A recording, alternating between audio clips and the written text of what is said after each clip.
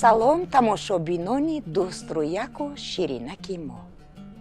Ман имрӯз барои шумо афсонаи шоҳ духтар ва қурбоқаро ҳикоя мекунам.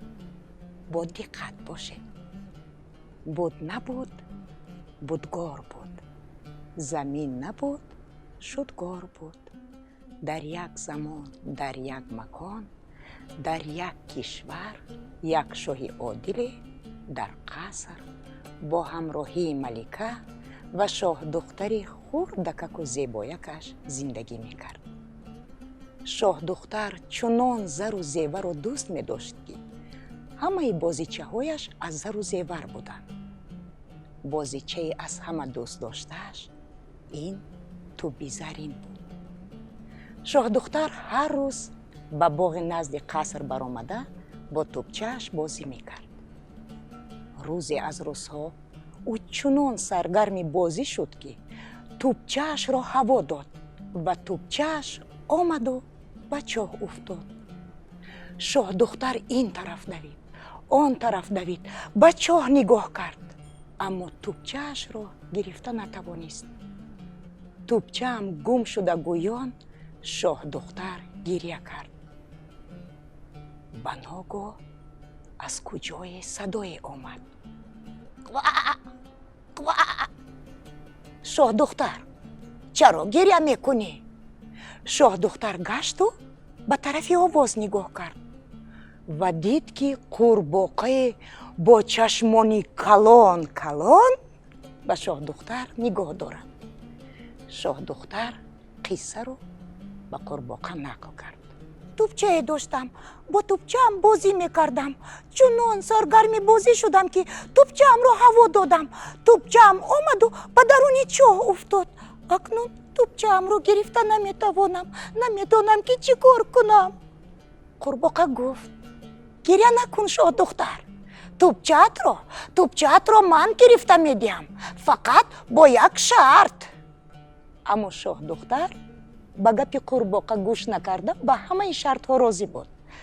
гуфт: тӯбчаамро агар гирифта диҳӣ, ман ба ту зару зеварамро медиҳам, ман ба ту тоҷи сарамро медиҳам, ман ба ту марвориди гарданамро медиҳам.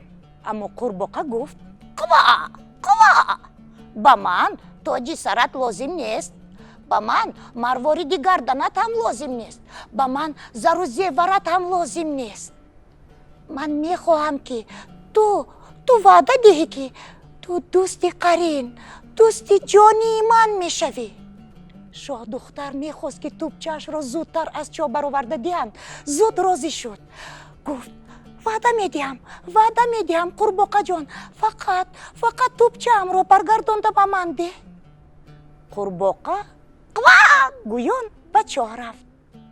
баъди чанд лаҳза тӯбчаро бароварду ба шоҳдухтар дод. шоҳдухтар тӯбчаашро гирифт. чунон хурсанд буд ки ҳатто ташаккур гуфтанро ба қурбоқа фаромӯш кард ва давида ба тарафи қаср рафт. қурбоқа бошад аз пасаш медавид. ой, шоҳдухтар, ман давида наметавонам. маро мунтазир бош, шоҳдухтар. аммо шоҳдухтар ба гапи қурбоқа гӯш намекард. медавид. рафт ба қаср даромад ва дари қасрро ба рӯи қурбоқа пӯшид.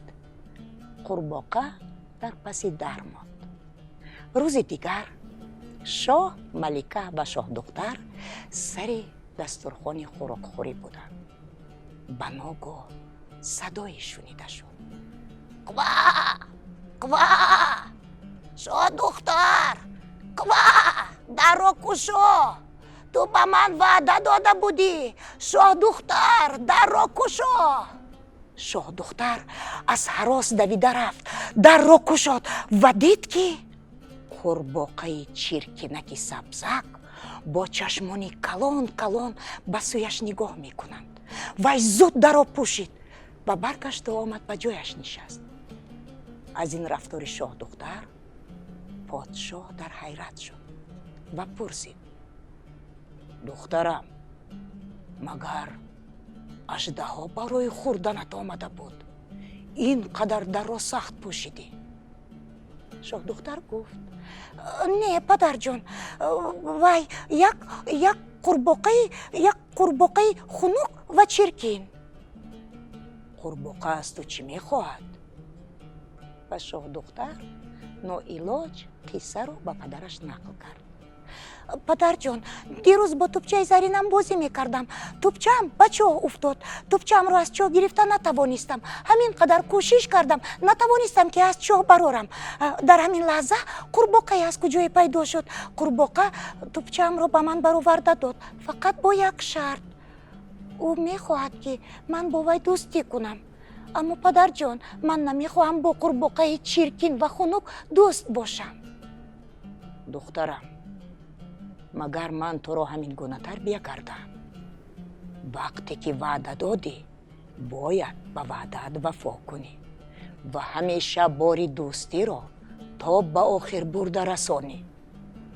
وقتی که نیکی میکنن به نیکی جواب گردان. من امر میدهم دخترم، زود رفته درو کشا و قورباغه را وارد قصر گردان. شاه دختر ناعلاج رفت، درو کشاد و قورباغه را وارد قصر گردان.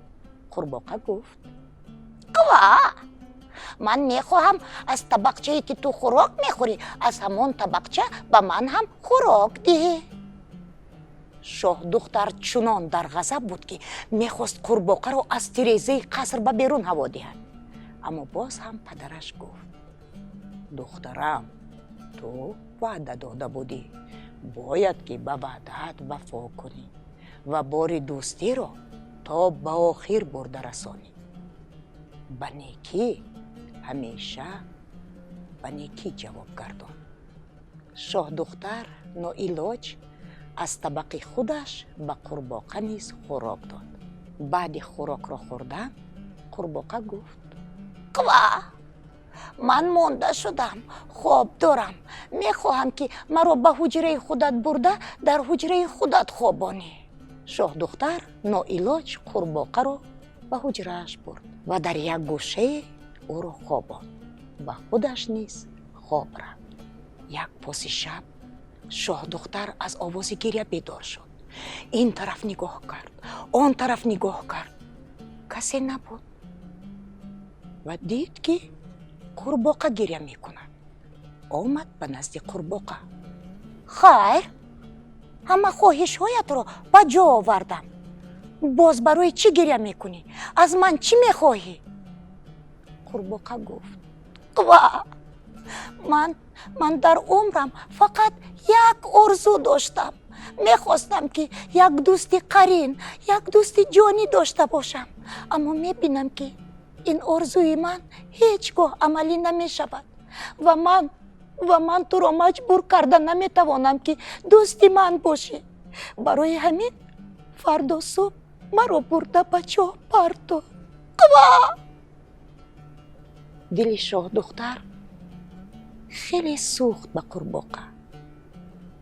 قورباغه را روی دستانش گرفت و گفت قورباغه جان، من به تو وعده میدهم که دوست قرینت میشوم، دوست جانیت میشوم و هیچگاه تو را تنها نمیگذارم.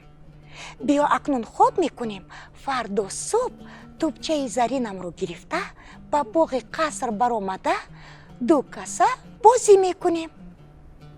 همین طور آنها خواب رفتند. صبحگاهان شاه دختر از خواب ناز بیدار شد و خواست که دوستش را یعنی قورباغه را از خواب بیدار کند. آمد دید قورباغه نیست. در جایی که قورباغه خواب بود یک دخترک زیبایک دیگر خواب است. شاه دختر هراسید و دخترچه را تکان داده از خواب بیدار کرد. وای دخترچه، تو کیستی؟ در اینجا چیکار میکنی؟ کنی دوستی من کنی؟ قورباغه من کنی؟ دوستی من کنی؟ تو دوستی مرا کجا کردی؟ شاه دختر باشد چشمانش را، دخترک باشد چشمانش را مالیده گفت قورباغه دوستی تو منم، من همون قورباغه‌ام، من خواهر تو هم. جادوگری البسته مرا با سحر و جادویش به قورباغه تبدیل داده بود. اکنون مهر و محبت تو مرا باز به اصل پیشینه‌ام برگردان. من خواهر تو هم. و دو خواهران با همدیگر آغوش گرفتند، چنان خرسند شدند که خرسندیشان را حد و کنار نبود. از این خبر شاه و ملکه نیز آگاه شدند. شاه برای بازگشت دخترش 7 شب و 7 روز برای مردم کشورش بزم آراست. با همین بچه های عزیز، افسانه امروزه شاه دختر و قورباغه به آخر رسید.